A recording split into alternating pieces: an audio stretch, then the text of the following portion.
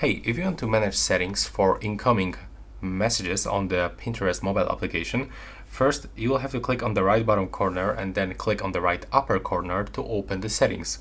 From here you will have to go into the social permissions, and now from here go into the message settings.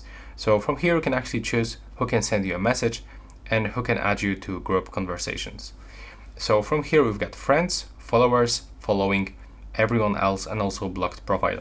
So it looks like this, that let's say I'm gonna show you on everyone else.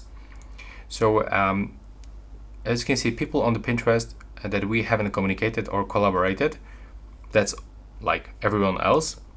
So you can get the messages from them as a request or don't deliver. So if you don't want to get messages from other people that don't follow you, you can set to don't deliver.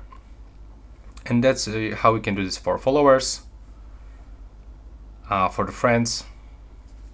So yeah, that's how it looks. And once you make a switch, you'll have to just wait, then just go back.